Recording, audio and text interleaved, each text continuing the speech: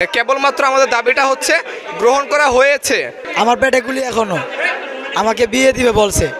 কিছুক্ষণ আগে প্রেসের সব যেটা করছে সেটা যদি অনেক আগেই যদি এবিসি ক্যাটাগরি দেওয়ার সময় ওই সময় যদি ঘোষণা করতো যে সি ক্যাটাগরিতে মানে ওদের চাইতে একটু কম ভাতা দেওয়া হবে, সেক্ষেত্রে আমি মনে করি যে এই আন্দোলন পর্যন্ত যেত না, আমার যে বিশ্বাস। ইভেন আমি উপদেষ্টা মণ্ডলীকে অবশ্যই অবহিত করতে চাই, যারা যে ক্যাটাগরির যোগ্য তাদেরকে যাচাই বাছাই করে সেই ক্যাটাগরিতে রাখার আমি এটা অনুরোধ করব। যখন জেনেছি যে ক্যাটাগরি 3টাতে 2টার সুযোগ সুবিধা আছে, একটাতে নাই। আমি নিজে কিন্তু বি ক্যাটাগরির, কারণ আমার অঙ্গহানি হয়েছে, তাই আমার এক চোখে দেখি না প্রায় এই চোখটাতে। আমি বি ক্যাটাগরির, কিন্তু আমি পাবো, আমার ভাই পাবে না, এইটা কখনো হবে না। এই জন্য আমি রাজপথে এসেছিলাম। 17 তারিখ আমরা 17 তারিখ কর্মসূচিতে ছিলাম। 19 তারিখে আমরা কথা বলেছি, গতকালকে সমাধান পাই নাই, যার পরিপ্রেক্ষিতে আমরা গতকাল থেকে আমরা অবস্থান কর্মসূচি করেছিলাম। এবং আমরা এখন একটা স্পষ্ট কথা বলি, ক্যাটাগরি যদিও 3টা থাকবে, সেটাতে আমাদের দ্বিমত পূর্বেও ছিল না, তবে সেটা যথাযথ ব্যাখ্যার পরিপ্রেক্ষিতে হইতে হবে। একজন ভাই গুলিবিদ্ধ, সে গুরুতর আহত, তাকে সি ক্যাটাগরি দিবে। আরেকজন ভাইয়ের হাত ভাঙা, তাকে বি ক্যাটাগরি দিবে। এই বিষয়টা আমরা পূর্বেও মানিনি, এখনও মানছি না। আমাদের কথা ব্যাখ্যাটা যদি পরিপূর্ণ হয়, সেক্ষেত্রে আমরা সরকারের সাথে পূর্বে দ্বিমত করিনি। একটা জায়গায় আমাদের দ্বিমত ছিল, সেটা হচ্ছে আমাদের সকল ভাইকে যে সুযোগ সুবিধাটা সেটা সমান হারে দেওয়া হয়নি।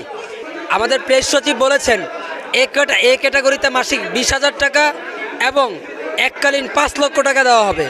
বি ক্যাটাগরিতে দেওয়া হবে 15,000 টাকা মাসিক এবং 3 লক্ষ টাকা এককালীন, এবং সি ক্যাটাগরিতে 1 লক্ষ টাকা এককালীন ও মাসিক 10,000 টাকা। তো এতে আমরা সবাই সন্তুষ্ট, অসন্তুষ্টের কিছু নাই, তবে ক্যাটাগরির ব্যাখ্যাটা অবশ্যই যথাযথ হতে হবে। সরকার দাবি মেনে নিচ্ছে, আমরা খুশি আলহামদুলিল্লাহ, কিন্তু আমাদের এখনও কিছু কথা রয়ে গেছে। এমন অনেক সি ক্যাটাগরিতে রয়ে গেছে যারা বর্তমান ক্রাইটেরিয়া অনুযায়ী এ অথবা বি ক্যাটাগরিতে পড়তে পারে। তাদের ক্যাটাগরিগুলো সংশোধনের জন্য সরকার নির্দিষ্ট যে সংস্থা আছে, মেডিকেল অথবা সিভিল সার্জন অফিস, তাদেরকে পারমিশন দিবে, তারা যাচাই বাছাই করে সঠিক ক্যাটাগরিটা নির্ধারণ করবে। ভাই একটা কথা বলতে চাই, যারা আমাদের আন্দোলনে বাধা দিছে তাদেরকে স্পষ্ট করে বলতে চাই, আপনারা আমাদের সাথে আসেন নাই, আমার ভাইয়েরা আপনাদের সাথে গিয়েছিল। আপনারা যে বৈষম্যটা করছেন এটা একান্তই ভুল ছিল।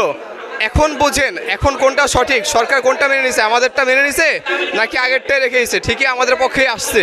এবং আরেকটা কথা বলতে চাই, আমার ভাইদের যারা দাবি মেনে নেওয়া হয়েছে, এই বিষয়ে বলেন আপনারা কতটুকু সন্তোষ? আমরা সন্তোষ বলতে এখনও যারা আছে ছাত্র প্রতিনিধিরা, তারা এখনও আলোচনা করতেছে।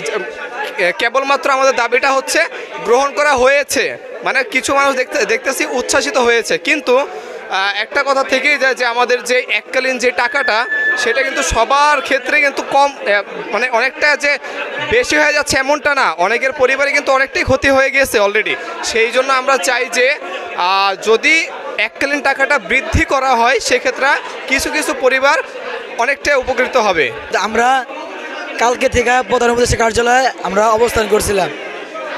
আজকে পুলিশ আমাদেরকে ওইখান থেকে, আমার পেটে গুলি এখনও, আমাকে বাইরে ট্রান্সফার করছে, রেফার করছে বাইরে। আমি পিজি হসপিটালে ভর্তি আছি। আমার কলার দইরা বলে মাদারচোদ গাড়ি দৌড়, পুলিশ তারা অর্ডার দিল কে? আমাকে যে এই সি ক্যাটাগরি দেওয়া হয়েছে, আমার এই সি ক্যাটাগরি হবে না, আমাকে চেঞ্জ করে দেওয়া হইবে। আমার পেটে গুলি এখনও, আমাকে বিয়ে দিবে বলছে। আমি ওই ক্যাটাগরির জন্য আসি নাই, আমি আমার ভাইদের জন্য আসছি যারা বৈষম্য শিকার হয়েছিল।